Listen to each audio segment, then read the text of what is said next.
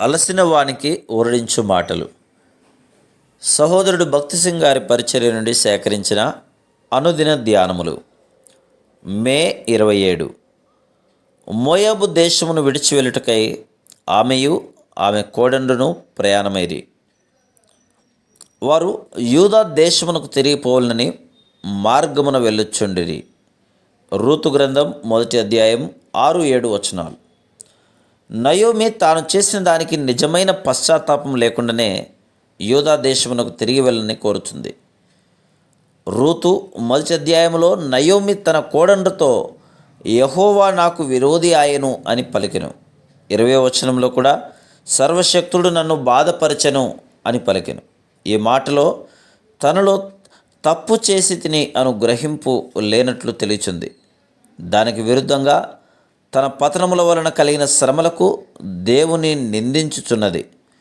కొన్నిసార్లు మనం కూడా ఆ విధంగా నేరారోపణ చేయుట ద్వారా తప్పిపోయిన వారంగా ఉన్నాం. ఒక్కొక్కసారి మన జీవితంలో పరిస్థితులు తారుమారైనప్పుడు మనం మన చుట్టూ ఉన్న వారిని నిందించే వారంగా నుందుము. దేవునిపై కాకపోయినను మన చుట్టూనున్న వారిపైనను నేరారోపణ చేయుదుము. దేవుని ఆత్మ మన జీవితములలో పనిచేసి నిజమైన పశ్చాత్తాపమునకు మనల్ని నడిపించిన ఎడల దేవుని ఎదుట సాగిలపడి అది నేనే ఆ పాపం చేస్తుని అని నిరాటంకముగా ఒప్పుకొనుటకు ఇష్టపడదుము. నయోమి తాను బెత్లెహేమునకు వెళ్ళుటకు సిద్ధపడినప్పుడు తన కోడండ్రు తనకు భారమగుదురని తలంచి వారిని పంపివేయను ఉద్దేశించను. వారిలో ఒకతైన రూతు ఆమెతో వెళ్ళుటకు నిశ్చయించుకొనెను. నీవు వెళ్ళు చోటికే నేను వచ్చేదను అని రూతు తీర్మానించుకొనెను. రూతు గ్రంథం 1వ అధ్యాయం 16వ వచనం. భూ సంబంధమైన లాభము కొరకు ఆమె నయోమిని వెంబడించట్లేదు. ఇశ్రాయేలు దేశంలో ఎవరు నేను వివాహము చేసుకొందునను ఆశ ఆమెకు లేదు, లేక నయోమి ఆస్తి కొరకైన ఆశ లేదు. నయోమితో వెళ్ళిన వృద్ధురాలైన నయోమి కొరకు తన కొరకు కష్టపడి పనిచేయవలసి వచ్చునని ఆమెకు తెలియను. ఆమె ఏ ఉద్దేశంతో వెలుచుందో 16వ వచనంలో మనకు తెలియచున్నది. నీ జనమే నా జనము, నీ దేవుడే నా దేవుడు. ఋతు నిజమైన జీవము గల దేవుని గురించి వినెను. ఈ నిజమైన దేవుని గురించి అధికముగా తెలుసుకునవలనని కోరిక ఆమెలో కలిగింది.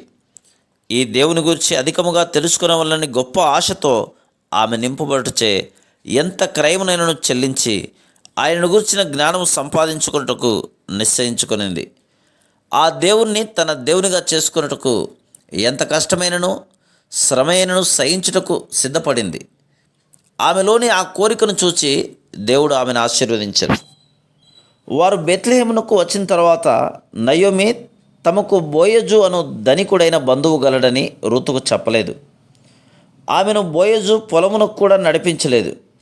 రూతు కానీ నయోమి కానీ చూడలేనట్టి సర్వశక్తి గల దేవుని హస్తమే ఆమెను నడిపించను.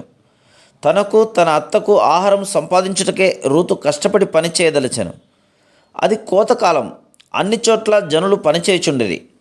వారిరువురి ఆహారం కొరకు రూతు దొరికిన పని చేయదలిచెను. కానీ దేవుడు ఆమె పక్షమున పని చేయుచున్నటచ్చే ఆయన నేర్పరితనము గల హస్తములతో ఆయన ఆశీర్వదించిన స్థలమునకు ఆమెను నడిపించను.